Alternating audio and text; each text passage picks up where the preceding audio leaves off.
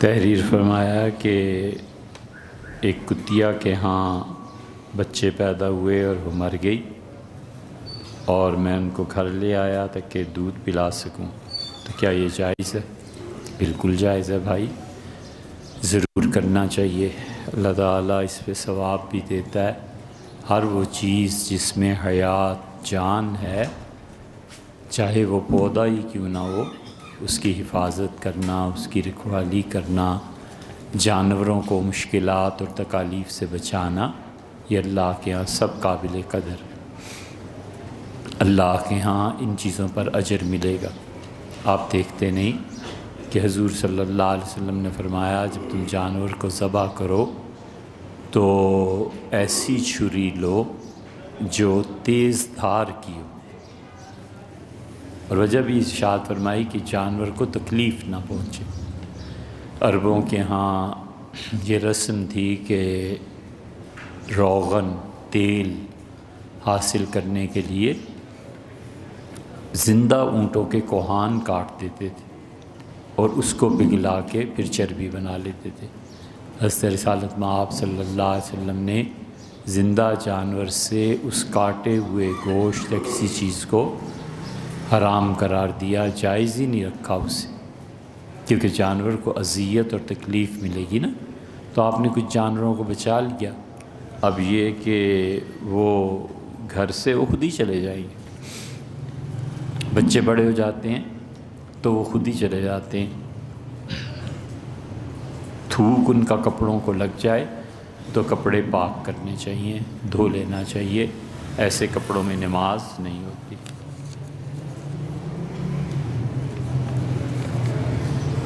اللہ کی مخلوق جتنی بھی ہے اس کی زندگی کی بقا کے لیے اور ان کی مصیبتوں کو حل کرنے کے لیے انہیں جینے کا موقع فراہم کرنا چاہیے۔ یہ ٹھیک نہیں ہے کہ ہم محض جہالت اور تعصب کی بنا پر جانوروں کو مارنے لگیں جب تک کہ صراحتاً حکم نہ آ جائے۔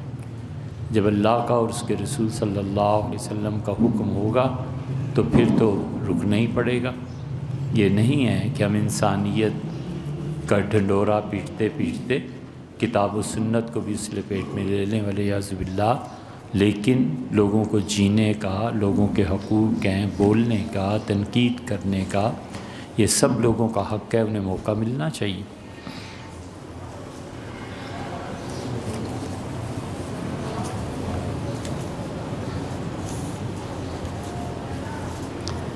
آپ نے رقم مختلف لوگوں کو دے دی اور وہ اب زکوٰۃ ہے یا نہیں؟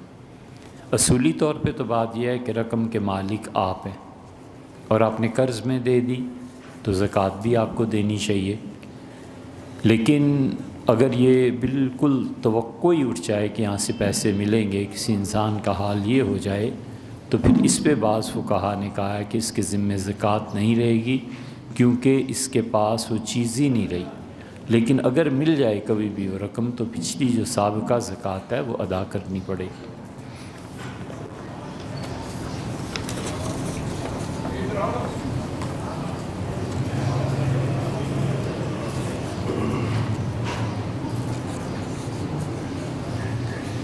اے نہیں بھیا، ہمارا کیا ٹیم کا منصوبہ اور کتاب کو نقل کا آرڈر دیں۔ آئرلینڈ کی جو لائبریری ہے نا، بڑی لائبریری ہے ان کے ہاں، ان کے دارالحکومت میں، وہاں ایک کتاب ہے، اس کتاب کی بائنڈنگ ہوئی ہوئی ہے، بہت سے رسالے اس میں انہوں نے مختلف موضوعات پر جمع کر رکھے ہیں۔ اس میں ایک رسالہ ہے شیخ الاسلام ابن تیمیہ رحمۃ اللہ علیہ کا، جس میں انہوں نے تذکرہ فرمایا ہے کہ وہ بیک واسطہ حضرت شیخ عبد القادر جیلانی رحمۃ اللہ علیہ کے خلیفہ ہیں۔ ابن قدامہ رحمہ اللہ انہوں نے اجازت دی تھی ابن تیمیہ رحمۃ اللہ علیہ کو، تو وہ جہاں جہاں وہابیت یا اس کا اثر ہے وہ اس چیز کو چھپاتے ہیں۔ ہر وہ چیز جس کا تعلق تصوف سے ہے، چاہے وہ ابن قیم ہی کیوں نہ ہو، چاہے وہ ابن کثیر کوئی ایسا جملہ کیوں نہ لکھ جائیں یہ سب لوگ اس کو چھپانے میں، قطع و برید کرنے میں، اختصار کے نام پر ایڈیشنز سے نکال دینے کے یہ ماہر ہیں۔ اس لیے پہلے تو ان کے ہاں اس پہ بھی پابندی تھی کہ کوئی کتاب ایسی سعودیہ پہنچے۔ اللہ کا شکر ہے وقت کے ساتھ ساتھ ان کی جہالت کا اثر کم ہوا، اور وہ عقیدے میں تعصب کی بنیاد پر یہ چاہتے تھے کہ کل دنیا ان کے عقیدے پہ آ جائے، مار دو ورنہ قتل کر دو۔ تو اللہ کا شکر ہے ان کے منصوبے کامیاب نہیں ہوئے۔ تو ہماری ٹیم، کوئی میری ٹیم ہے ہی نہیں، کیا ضرورت کیا، ہم نے کون سا کوئی کام کرنا ہے جو ٹیم ہو اور یہ ہو، اور اس کتاب یا اس کی نقل کارڈ، کچھ ایسی بات نہیں، کچھ بھی نہیں ہے۔ اہل علم کے لیے جو شیخ الاسلام ابن تیمیہ رحمۃ اللہ علیہ پہ زیادہ ہی تنقید کرتے ہیں، ان کے لیے ایک نشاندہی ہے کہ مت کرو ایسے، اعتدال کے ساتھ جیو، جتنا تمہیں حق پہنچتا ہے تصوف کی مخالفت کر کے جینے کا، اتنا ہی کسی صوفی کو بھی حق پہنچتا ہے جینے کا، کوئی وجہ نہیں ہے کہ اسے قتل کر دیں۔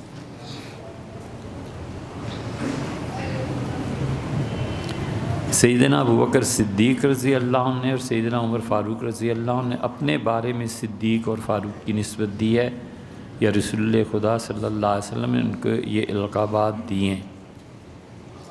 دیکھوں گا بھیا، میرے ذہن میں اس وقت صراحت سے نہیں ہے، لیکن اگر کوئی مستند روایات ہوئی تو دیکھوں۔ جو رقم بطور قرض، یہ تو بھی بات ہو گئی۔ روح علیہ السلام کون ہے؟ جبریل امین۔ آپ نے یہ سوال ہمیں واٹس ایپ پہ بھی بھیجا تھا، اشاعت پڑھتا ہے، روح سے مراد جبریل امین ہے۔ روح الامین اسی لیے کہتے ہیں نا، قرآن کریم میں بھی آیا ہے کہ اللہ تعالیٰ نے روح اس کے ذریعے سے، یعنی جبریل امین کے ذریعے سے قرآن کو نازل فرمایا۔ روح کی حقیقت کیا ہے؟ روح کی حقیقت نہیں جان سکتے، آپ تقسیم کر لیں، جتنی چیزیں عالم خلق سے تعلق رکھتی ہیں آپ جان بھی سکتے ہیں، محنت بھی کر سکتے ہیں، اور اس کے نتائج آپ تحریر بھی کر سکتے ہیں، سب کچھ ہو سکتا ہے۔ عالم خلق ہو، عالم امر میں جھانک ہی نہیں سکتے۔ عالم امر میں کوئی آدمی کچھ نہیں جانتا۔ اللہ تعالیٰ نے فرمایا کہ من امر ربی، روح اللہ کے عالم امر میں سے ہے۔ وما اوتیتم من العلم الا قلیلا، اور تمہیں عالم امر کے بارے میں بہت تھوڑی رسائی اللہ نے دی۔ اسی لیے زمانے کو نہیں جانا جا سکتا کہ زمانہ کیا ہے، یہ کوئی دن اور رات کے تبدل کا نام تھوڑا ہی ہے۔ زمانہ اس کے علاوہ کوئی چیز ہے۔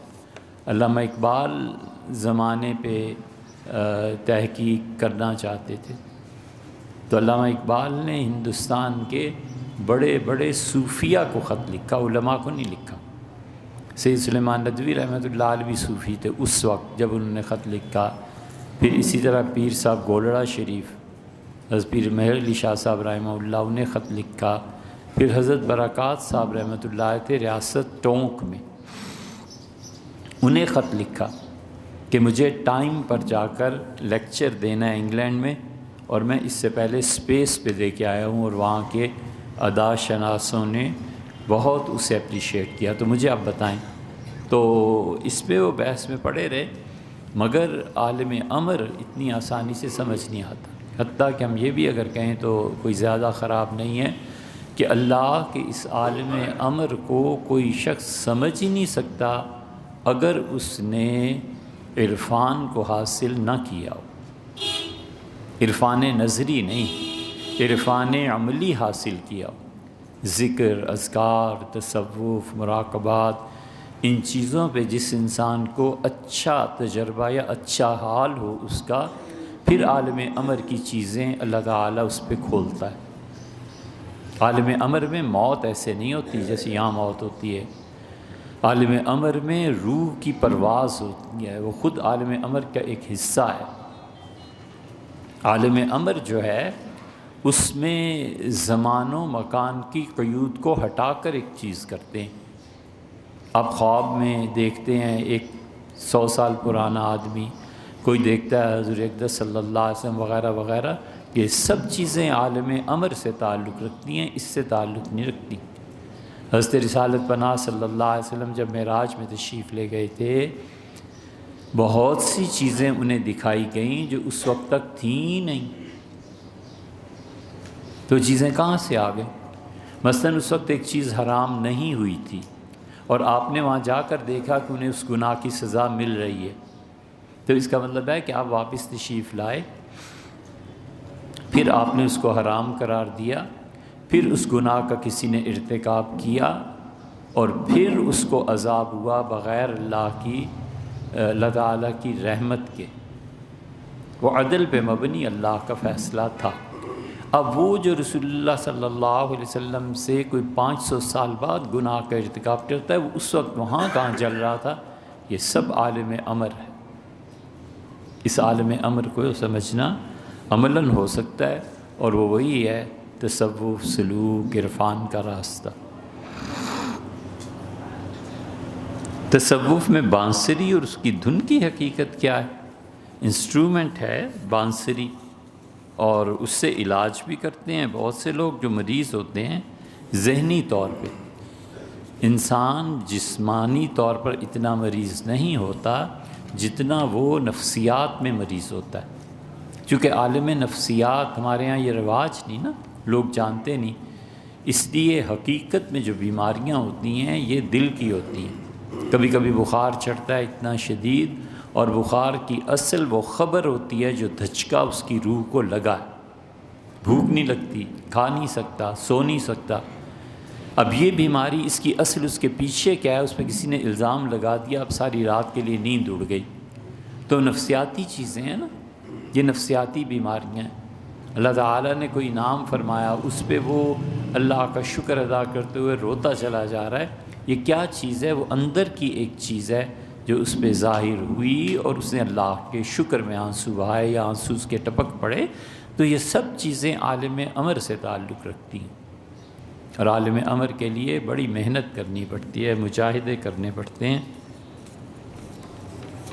اللہ کی مرغوبات کو اپنے نفس پہ ترجیح دیے بغیر پہلا قدم بھی نہیں اٹھتا اس راہ میں۔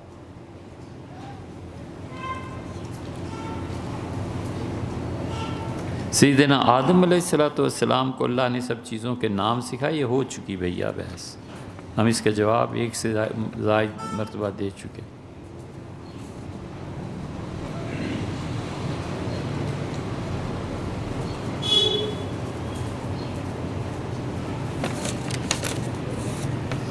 مثنوی معروم میں 4 کردار حضرت نے بیان کیے۔ ایک لڑکی ہے جس پہ بادشاہ عاشق ہے، لڑکی کا تعلق سنار سے ہے، اور ایک حکیم ہے جو بادشاہ کی رہنمائی کرتا ہے اور کسی طرح لڑکی کا دل جیت سکتا ہے۔ یہ 4 کردار حقیقت میں کس طرف استدلال کرتے ہیں؟ آپ عرشی کی جو مثنوی کی شرح ہے اسے پڑھیے، حضرت تھانوی رحمۃ اللہ کی بھی شرح ہے، اسے آپ پڑھیے، یہ سب چیزیں واضح ہیں اس میں۔ ہاں بھئی، واٹس ایپ پہ کسی نے سوال بھیجا تھا، وہ آفتاب صاحب کے پاس، اور آفتاب صاحب سے وہ سوال ہماری طرف آیا تھا۔ اس میں جو حدیث بیان کی گئی ہے کہ اللہ تعالیٰ نے یہ کیا اور اللہ تعالیٰ سب جھوٹ ہے، کوئی حقیقت نہیں۔ یہ جتنے واعظ ہیں نا، جھوٹی روایات بیان کرتے ہیں جن کی کوئی اصل نہیں ہے۔ ہمیں آخر مصیبت کیا پڑی ہے کہ خدا کے دین کو بیان کریں جھوٹ سے؟ خدا کے دین کو کوئی جھوٹ کی ضرورت ہے؟ ایسی دین کی تائید کرنے سے باز آئے، نہیں چاہیے ایسا دین جس میں جھوٹ ہے، سچی بات کرو۔ حضرت رسالت مآب صلی اللہ علیہ وسلم نے تھوڑی سچائیاں بیان کی ہیں، تھوڑی چیزیں، اور اصل چیز اصول اسلام کی قبولیت اور ان چیزوں میں انسان کا وجدان ہے، حلال کا رزق کھائے اور حفاظت کرے اپنی آنکھوں کی۔ یہ 2 کام جو آدمی کرتا رہتا ہے نا، کہ زبان اور آنکھ کی حفاظت کرتا ہے، اور محققین صوفیہ کانوں کا بھی کہتے ہیں، ہر ایک کی بات نہیں سننی چاہیے، جھوٹ بھی سن رہے ہیں، غیبت بھی سن رہے ہیں، اور مصیبتیں پڑی ہوئی، ہر ضرورت کیا ہے اس کو سننے کی۔ اسی لیے اللہ نے فرمایا یہودیوں کے متعلق، خدا نے جب ان پر نقد کیا تو اللہ نے فرمایا سماعون للکذب، پرلے درجے کے جھوٹ سننے والے۔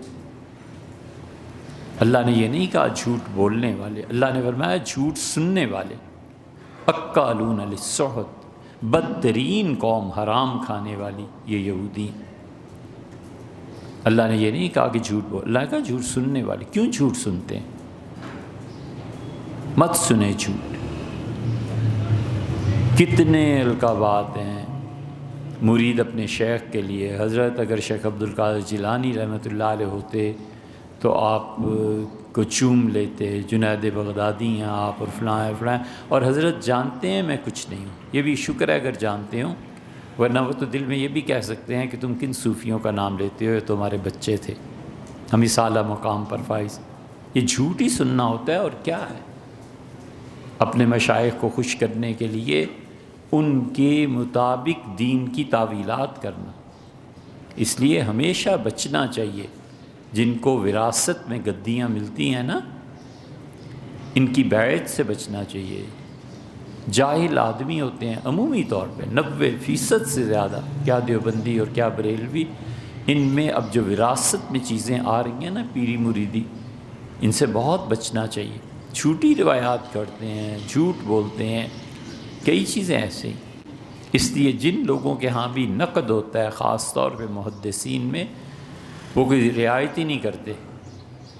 امام مالک رحمۃ اللہ علیہ کے متعلق آتا ہے، انہوں نے فرمایا، یا ان کی کسی شاگرد نے، انہوں نے کہا کہ مسجد نبوی میں ایسے ایسے صوفی دیکھے کہ آسمان کی طرف نگاہ اٹھا دیں بارش کی دعا مانگنے کے لیے تو بارش برس پڑے، لیکن ہم نے ان سے کوئی حدیث نہیں لی۔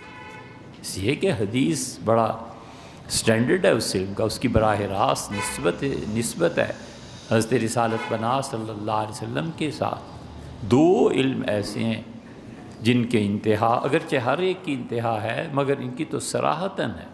ایک قرآن کریم، یہ براہ راست اللہ تک پہنچتا ہے، اور پھر جو اس کی سندیں ہیں، جبریل امین اللہ تعالیٰ سے وحی لے کے آتے ہیں، اور ایک فتویٰ، قل اللہ یفتیکم، انہیں کہ یہ اللہ اس بات پہ فتویٰ دیتا ہے۔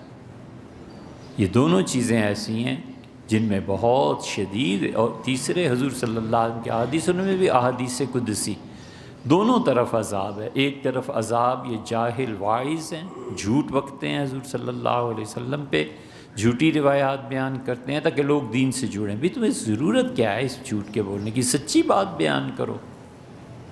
ایک یہ عذاب ہے، اور ایک وہ عذاب ہے کہ احادیث کا انکار کر دو، روایات کا انکار کر دو۔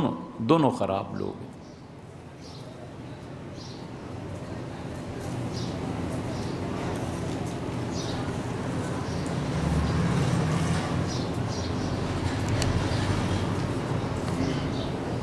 یہ آپ نے کاغذ پھاڑا کیسے ہے؟ دیکھیے کوئی ترتیب نہیں ہے۔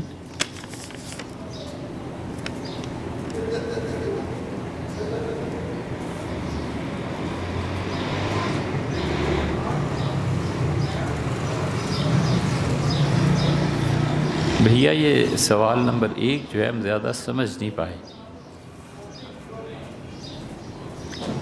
اپنے مذہب یا فقہ کے علاوہ اگر کوئی دوسرے مذہب یا فقہ یا بعض اوقات دوسرے مذاہب جیسے عیسائی، ہندوؤں کے بارے میں کوئی سچائی پر غور کرنے کو آپ کیسا سمجھتے ہیں؟ اچھا۔ اور پھر ان حقائق کو پرکھ کر اپنے دین اسلام کے بارے میں غور و فکر کو آپ کیسے گردانتے ہیں، اور ذہن میں پیدا ہونے والے سوالات کی وجہ کیا ہو سکتی؟ کچھ بھی نہیں بھیا، نہ ہمارا دماغ ہے اتنا کہ ہم ان چیزوں پہ غور کریں۔ ہم کر بھی لیں ہندو اور عیسائیت پہ غور تو ہمیں سمجھ ہی کہاں آتی، بے وقوف سے آدمی ہیں۔ یہ سوال اور جواب بڑے لوگوں کے، جن کی ذہنی استعداد اور علمی استعداد بہت پختہ، اور ذہن میں پیدا ہونے والے ان سوالات کی وجہ کیا ہو سکتی ہے؟ اتنا البتہ ذہن میں آتا ہے کہ یہ سوالات پیدا ہوتے ہیں آدمی کے ذہن میں ذہانت کی وجہ سے، کبھی علم کی گہرائی کی وجہ سے، کبھی ملحدین کو سننے کی وجہ سے، اور کبھی آدمی کو اللہ ان چیزوں کو اس کے دل میں ڈالتا ہے تاکہ وہ اس جد و جہد کے ذریعے خدا کی معرفت حاصل کرے۔ یہ کوئی طریقہ نہیں ہے کہ میں چونکہ مسلمان کے گھر میں پیدا ہوں لہٰذا میں مسلمان ہوں،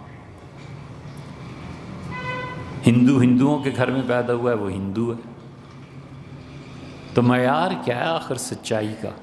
جائے کہاں؟ آپ سے کوئی کہتا ہے کہ آپ مسلمان ہیں، آپ کہتے ہو کہ کیوں مسلمان ہو؟ ممکن ہے ہندوؤں میں سے، ممکن ہے عیسائیوں میں ہو۔ یہ انسان کو سوچنا چاہیے نا، پوری آخرت ہے جس کی کوئی انتہا نہیں ہے، اور اللہ تعالیٰ کی خوشی ہے جس کا کوئی بدل نہیں ہے، اور قیامت میں پہنچ گئے اور معلوم ہوا کہ اسلام تو صحیح مذہب ہی نہیں تھا، تو پھر کرنا کیا ہے؟ یہ چیزیں ہیں جو ہر انسان کو سوچنی چاہیے۔ وَلْتَنْظُرْ نَفْسٌ مَا قَدَّمَتْ لِغَدٍ، اللہ نے فرمایا ہر ایک شخص کو سوچنا چاہیے کہ وہ کیا لے کے کل خدا کے حضور میں پیش ہوگا۔ اسی طرح عیسائیت ہے، اس کا بھی ہر مذہب کا۔ لیکن ایک بات آپ سے عرض کر دیں، یہ جتنے مذاہب دنیا میں پائے جاتے ہیں ان کا تعلق عالم غیب سے ہوتا ہے۔ کوئی شخص اس کا مذہب اور مسلک چل ہی نہیں سکتا جب تک کہ وہ عالم غیب کا سہارا نہ لے۔ مثلا بدھا نے کہا کہ مجھ پہ ایک کتاب آئی ہے، کہاں سے آئی ہے؟ غیب سے آئی ہے۔ سیدنا مسیح علیہ السلام نے دعویٰ کیا بنی اسرائیل میں کہ میں تمہیں ٹھیک کرنے آیا ہوں اور خدا کی وحی یعنی انجیل آتی ہے۔ موسیٰ علیہ السلام، خود حضرت رسالت پناہ صلی اللہ علیہ وسلم کا بھی یہی ہے کہ فرمایا میں اللہ کا نبی ہوں، غیب سے مجھ پہ وحی آتی ہے۔ کوئی مذہب اس وقت تک دنیا میں نہیں چلتا جب تک کہ وہ اپنی نسبت غیب سے نہ کرے۔ غیب سے نسبت میں کبھی وہ وحی کا دعویٰ کرتا ہے، کبھی وہ الہام کا دعویٰ کرتا ہے، کبھی کشف کا دعویٰ کرتا ہے، کہیں خواب کا ذکر کرتا ہے۔ یہ 4-5 ذرائع، آواز سننے کا دعویٰ کرتا ہے۔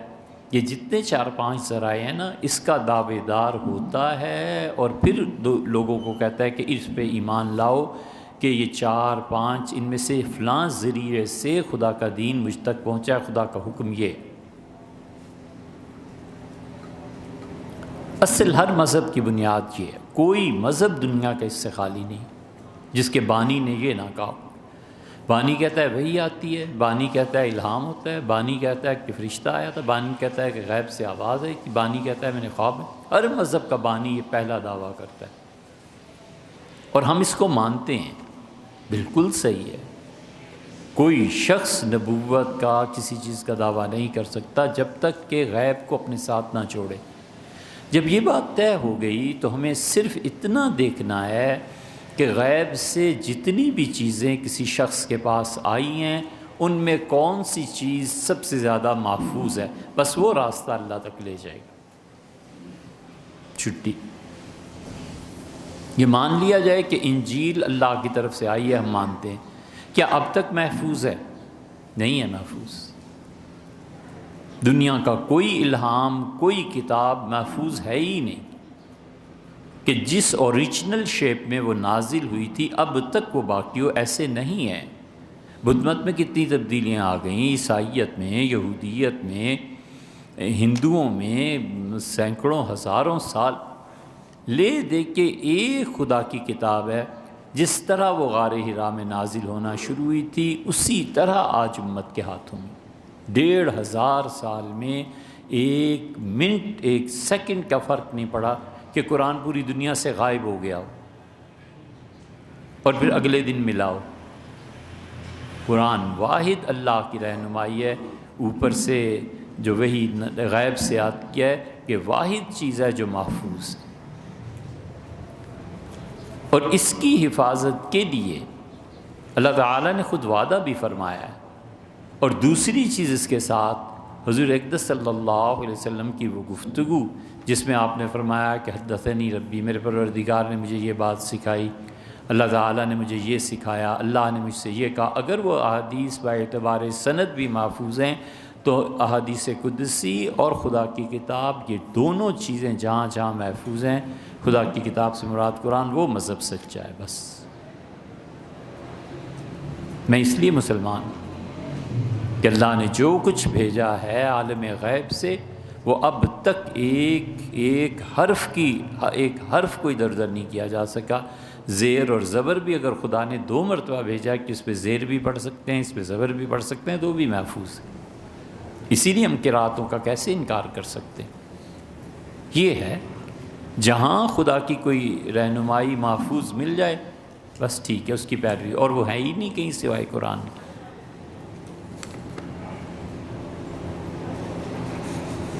وہاں محمد علی جوہر کی شخصیت کے بارے میں کچھ عرض کریں۔ انہوں نے اپنے لیے ہندوستان کی بجائے فلسطین کا انتخاب کیوں کیا؟ ان کی شخصیت کے بارے میں آگاہی اور ستائش کیوں نہیں؟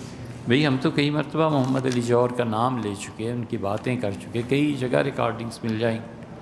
رامپور کے تھے دونوں بھائی، والد کا انتقال ہو گیا تھا، والدہ نے بھی پڑھایا تھا اماں بی نے، اور اماں بی کی وہ مشہور نظم جان بیٹا خلافت پہ دے دو، ہمارے یہاں بھی محفوظ ہے لائبریری میں۔ آکسفورڈ پڑھنے گئے تھے، اور محمد علی جوہر کمال کے آدمی تھے۔ ہندوستان کی زمین نے جتنے افراد پیدا کیے ہیں ان میں ممتاز ترین شخصیات میں وہاں محمد علی جوہر۔ وہاں محمد علی جوہر نے پھر یہاں آ کے اخبار جاری کیا۔ وہاں محمد علی جوہر 14 گھنٹے مسلسل بیٹھ کے انگلش لکھنے والا آدمی تھا۔ جب ترکی نے ایک معاہدہ کرنا تھا غالباً حکومت برطانیہ سے، تو اس کے خلاف لکھا انہوں نے کہ معاہدہ نہیں ہونا چاہیے۔ 14 گھنٹے مسلسل بیٹھ کے انہوں نے سیاسی وجوہ اس کی بیان کی، مذہبی وجوہ بیان کی، بہت چیزیں ہیں ان کی۔ یہ سب چیزیں ایسی ہیں جو اب کتابوں میں بس چھپ گئی ہیں۔ اس شخصیت کو اگر پڑھنا ہو تو ایک آدمی جس کا سانس مولانا محمد علی جوہر کے بغیر لینا حرام تھا، وہ مولانا عبد الماجد دریابادی تھے۔ مولانا عبد الماجد دریابادی نے ایک جگہ لکھا ہے کہ زندگی میں متاثر یا تو مولانا محمد علی جوہر سے ہوا یا مولانا اشرف علی تھانوی رحمۃ اللہ علیہ سے۔ ان کی کتاب ہے محمد علی جوہر پہ پورے، ہمارے یہاں بھی لائبریری میں، اسے پڑھنا چاہیے۔ اور کیا خوبصورت وہ بولتے تھے، کیا خوبصورت ان کے الفاظ کا چناؤ تھا۔ کامریڈ اخبار نکالتے تھے، اور وائسرائے انڈیا نے ایک مرتبہ سیاسی اغراض و مقاصد کے لیے انہیں بھی مدعو کیا۔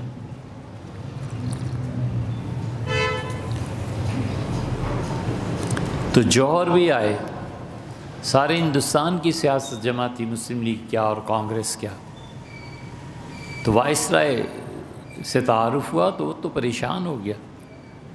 اس نے کہا ٹھہریں آپ مولانا، مجھ سے زیادہ تو چاہنے والی میری بیگم ہے۔ بیوی کو بلا، اس کا یہ ہیں محمد علی جوہر۔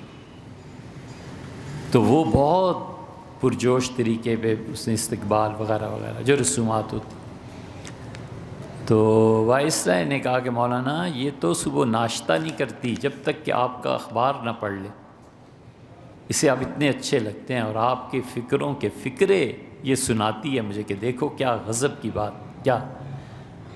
تو اس نے کہا مولانا میرا ناشتہ ہی نہیں ہو سکتا جب تک کہ آپ کی اخبار نہ پڑھوں۔ یہ بتائیے اتنی خوبصورت انگلش آپ نے سیکھی کہاں سے؟ تو انہوں نے کہا ایک گاؤں سے۔ اور پریشان ہو گئی، اس نے کہا کون سا ایسا گاؤں ہے جہاں انگلش کے اتنے ماہرین موجود ہیں؟ فرمایا لندن سے تھوڑا ہی دور ہے، آکسفورڈ، وہاں سے پڑھا۔ اس لیے مولانا محمد علی جوہر نے جو آخری تقریر وہاں کی تھی نا، اس سے پہلے جو انہیں جیل ہوئی تھی، اس جیل میں جو انہوں نے اشعار کہے ہیں وہ کسی اور بات کی غمازی کرتے ہیں۔ ان اشعار سے ظاہر ہوتا ہے کہ حضرت رسالت پناہ صلی اللہ علیہ وسلم کی روح مبارکہ سے ان کی کچھ باتیں ہوئی ہیں۔ جوہر نے اسی لیے لکھا یہ شعر، کا شعر تو اب ذہن میں نہیں، لیکن ان کا یہ جو اب لمبی مناجاتیں رات رات بھر اور کسی سے گفتگو جاری رہتی ہے، یہ تم لوگوں کی سمجھ کی نہیں ہے۔ تو وہ لندن تشریف لے گئے تھے، آخری کانفرنس 31 جنوری، آخری گولڈ میز کانفرنس تھی۔ تو انہوں نے اس سے پہلی رات کو جو تقریر کی تھی انہوں نے خود کہہ دیا تھا، انہوں نے کہا یا تو ہندوستان کی آزادی لے کے جاؤں گا اور یا پھر میں مر جاؤں گا، وائسرائے دونوں میں سے ایک چیز کا انتخاب کریں، یا مجھے تحفہ دیں کہ انڈیا سے ان کی حکومت ختم ہو رہی ہے اور یا پھر میں مر جاؤں گا، میں غلام، یہ جو انہوں نے کہا نا، میں غلام زمین میں، غلام ملک میں دفن ہونا بھی پسند نہیں کرتا، یہ انہوں نے کہا تھا، اور رات دل کا دورہ ہوا اور صبح انتقال ہو گیا۔ تو جو کچھ انہوں نے آخری جملے کہتے وہ پورے ہو گئے، اس لیے پھر انہوں نے فلسطین کا انتخاب کیا تھا۔ مفتی امین الحسینی انہوں نے اس جنازے کا استقبال کیا، اور مولانا محمد علی جوہر کے جنازے کی تصاویر ابھی بھی ہیں۔ پورا عالم اسلام چنے ہوئے لوگ جو علم میں، تقوی میں، طہارت میں، سیاسی قد و کاٹ کے چیمپئن تھے، سب ان کے جنازے میں وہاں شامل ہوئے اور شریک ہوئے۔ جامع ازہر سے علماء آئے، اور اقبال نے بہت خوبصورت بات کی۔ علامہ اقبال نے کہا کہ جوہر کی روح اسی راستے سے اللہ تک پہنچی جس راستے سے حضور صلی اللہ علیہ وسلم معراج میں تشریف لے گئے۔ فارسی میں انہوں نے کہا، ان کا کلام ہے، بہت چیزیں ہیں۔ یہ اتنے اچھے اچھے لوگ جو اللہ کبھی کبھی بھیجتا ہے نا، یہ اصل میں ایک سوال کا جواب ہے۔ قیامت کے دن لوگ پوچھیں گے، مثلاً 19ویں صدی،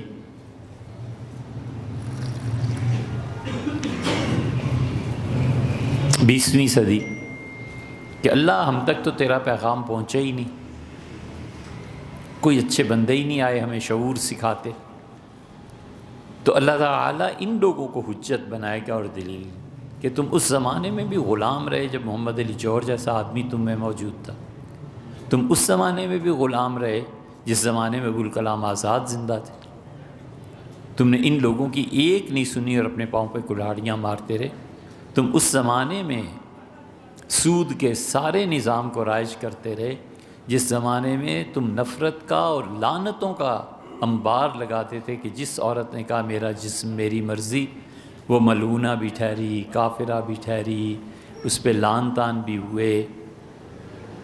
کس بات سے ہم، مطلب دعویٰ کیا ہے تمہارا؟ وہ کہتی ہے میرا جسم میری مرضی، اور اس کے مقابلے میں کہوں کہ میرا جسم، آپ کہتے ہیں میرا جسم میری مرضی، میں کہتا ہوں میرا مال میری مرضی۔ میں جا کے بینکنگ میں شرکت کرتا ہوں، سود پہ گاڑیاں لیتا ہوں، سود کھاتا ہوں، تو میرا مال میری مرضی، اللہ کا حکم ٹوٹا، اس پہ کوئی نہیں بولتا، اور وہ کہتی ہے میرا جسم میری مرضی، وہاں اللہ کا حکم ٹوٹا، وہاں سب کہتے ہیں۔ یہ کیا تضاد ہے؟ کبھی ہم گریبان میں منہ ڈال کے سوچیں نا، ہمارا ملک ہماری مرضی، تمہارا ملک اور کفر کے قانون، اب کدھر گیا میرا جسم میری مرضی؟ وہ جو کچھ کہتی ہے اس سے بدتر ہم کرتے ہیں، میرے بچے میرا نظام تعلیم۔ ہم نے کبھی غور کیا ہے ہم کس نظام تعلیم میں اپنے معصوم بچوں کو پھینکاتے ہیں، اور آخر پہ اس کی شخصیت جو بن کے نکلتی ہے کبھی دیکھا ہے کیا؟ یہ بھی تو دعویٰ ہے، میرے بچے میری مرضی، جو جس مرضی اسکول میں داخل کروں۔ ایک اس جملے پہ لعنتیں ہیں، اور یہ سارے کرتوت جو مرد کرتے ہیں انہیں کوئی نہیں پوچھنے والا۔ ماہ رمضان میں سب سے زیادہ اچھے اعمال کون سے ہیں؟ سب سے زبردست چیز رمضان میں تلاوت، بس قرآن پڑھیں جتنا ہو سکے، سمجھ کے پڑھے تو پھر تو کیا ہی کہنے، لیکن مطلقاً تلاوت بھی اللہ نے فرمایا اس میں ہم نے قرآن کو نازل کیا۔ انبیاء علیہ الصلوۃ والسلام جہاں بیٹھتے ہیں، جہاں ان کی زندگی کے فیصلہ کن مراحل پیش آتے ہیں، وہ بڑی برکت کی چیزیں، اور جو چیز نازل ہوتی ہے وہ بھی بڑی برکت کی ہوتی ہے۔ غار حرا ہے، حضرت رسالت پناہ صلی اللہ علیہ وسلم وہاں تشریف فرما رہے ہیں، حضور اقدس صلی اللہ علیہ وسلم کا گھر ہے، اس میں کیا برکات ہیں، کیا چیزیں ہیں، یہ سب چیزیں قابل قدر ہیں۔ اسی لیے ولید بن عبد الملک نے خط لکھا تھا عمر بن عبدالعزیز کو رحمۃ اللہ علیہ کو کہ حضرت جہاں جہاں حضور اقدس صلی اللہ علیہ وسلم نے نماز پڑھی ہے ان تمام جگہوں کو محفوظ کریں، تو سب جگہ محفوظ کی گئیں۔ اب غار حرا چبھتا ہے اس لیے کہ اس کے پیچھے یہ حقیقت ہے کہ حضرت رسالت پناہ صلی اللہ علیہ وسلم قدم مبارک جہاں جہاں پڑا ہے وہ جگہ اللہ کی برکات کے نازل ہونے کی جگہ ہے۔ یہ حقیقت تسلیم کرنی پڑتی ہے نا۔ نہیں مانتے غار ہرا کو، اس لیے کہ اپنی مزعومہ توحید پر جا کر سمجھتے ہیں کہ اس پہ زد پڑے گی، اور اتنی سمجھ نہیں ہے کہ حضرت رسالت پناہ صلی اللہ علیہ وسلم معراج کے سفر میں 9 جگہ اترے ہیں۔ یہ سفر ایسے ہی نہیں ہو گیا تھا۔ براق پہ جب آپ بیٹھے ہیں، بیت المقدس سے جب آگے سفر شروع ہوا ہے تو رسول اللہ صلی اللہ علیہ وسلم کو جبریل امین نے 9 جگہ نشاندہی کی کہ یہاں اتر جائیے، یہاں نیچے، یہاں نیچے، یہاں نیچے۔ حضور اقدس صلی اللہ علیہ وسلم ان کے ساتھ وہ خادم تھے سفر میں، ان کا اللہ کے رسول یہاں نماز پڑھ لیجئے۔ رسول اللہ صلی اللہ علیہ وسلم اترے، رکعتیں 2 رکعتیں پڑھی۔ جبریل نے کہا کہ یہ وہ جگہ ہے جہاں عیسیٰ علیہ السلام پیدا ہوئے تھے، یہ وہ ٹیلہ ہے جہاں مریم نے عیسیٰ علیہ السلام کو جنم دیا تھا۔ پھر آگے گئے، ان کا اللہ کے رسول یہاں بھی 2 رکعتیں پڑھ کے یہ مدین ہے، یہ وہ کنواں ہے جہاں پہ موسیٰ علیہ السلام ہجرت کر کے تشریف لائے تھے۔ پھر ان کا یہاں بھی پڑھ لیجئے، یہ جگہ فلاں واقع کیا، یہ جگہ فلاں۔ انبیاء علیہ السلام کی جگہوں میں اگر برکتیں نہیں ہوتی تو جبریل امین یہ کیا کرتے رہے؟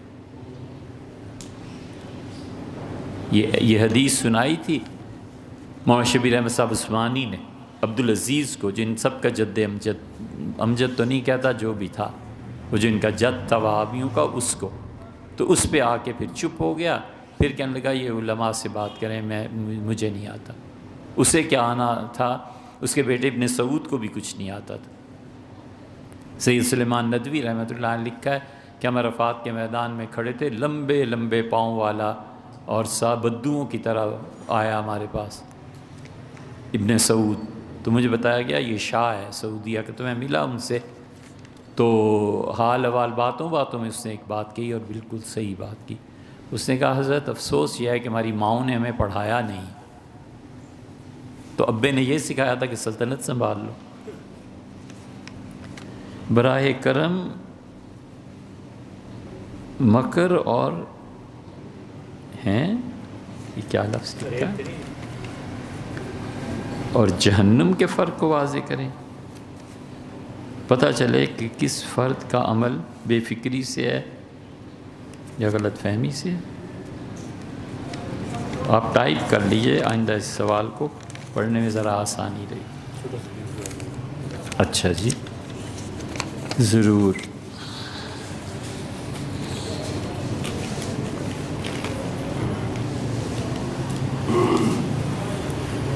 ایک ضروری دینی مسئلے کے حوالے سے ملنا ہے آپ کو، تھوڑا سا وقت نہیں بھائی، وقت کا بڑا مسئلہ، آپ لکھ بھیجئے کبھی تو ہم ہیں کیا ٹرانسجنڈر کے متعلق یہ کیا ہوتا ہے؟ اچھا،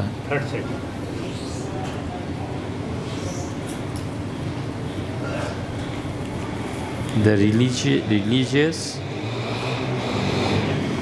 of transgenders in Islam۔ اسلام میں خواجہ سرا جو ہیں ان کا کیا مقام ہے، اس پہ بات بھی ہو چکی، ہم تفصیل سے بیان بھی کر چکے۔ حضور اقدس صلی اللہ علیہ وسلم کے زمانے میں 4 آدمی تھے ایسے، نبی کریم صلی اللہ علیہ وسلم سے ملے تھے، حضور صلی اللہ علیہ وسلم نے ان کو ہدایات دی تھیں، یہ فرما دیا تھا کہ ان کو گھر بھی دیے جائیں گے، اور غالباً یہ واحد ایسی چیز یا جنس ہے جس پہ رسول اللہ صلی اللہ علیہ وسلم سے فرمایا تھا کہ تم ہر ہفتے مسجد نبوی میں آیا کرو اور لوگوں سے اپنی ضروریات زندگی کی چیزیں مانگ لیا کرو، اور انہیں رسول اللہ صلی اللہ علیہ وسلم نے گھر بھی عنایت فرمائے تھے۔ 2 سورسز آپ کو بڑے مل سکتے ہیں، ایک کتاب ہے، اس میں بھی ہم نے ان کا ذکر کر دیا ہے، لکھ دیا ہے، اگر آپ فرمائیں گے تو کتاب بھیج دیں گے، اور دوسرا اس بڑی تفصیل سے جمعے کے بعد یہ 1 مرتبہ نہیں 2-3 مرتبہ بیان ہوا ہے، اسے سن لیجیے۔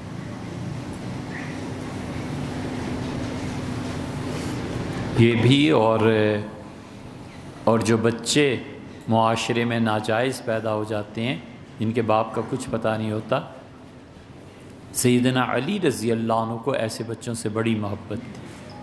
سیدنا علی رضی اللہ عنہ فرماتے تھے کہ ایسا بچہ مل جائے جس کے باپ کا کچھ پتہ نہ ہو، ماں پھینک گئی ہو، ایسا بچہ مجھے یہ اردو میں خالص اردو میں ترجمہ کریں تو فرماتے تھے کہ سارے جہان سے اچھا لگتا ہے، ان کی پرورش کرنا، ایسے بچوں کو تعلیم اور تربیت دینا۔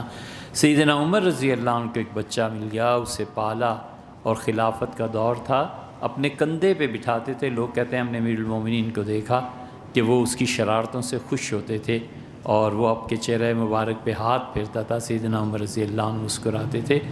یہ سب اس قسم کی جتنی چیزیں ہیں جب اپنے پڑھتے ہیں تو پھر آپ کو معلوم ہوتا ہے کہ شریعت نے پورے اعتدال کے ساتھ لوگوں کو ان کا مقام دیا۔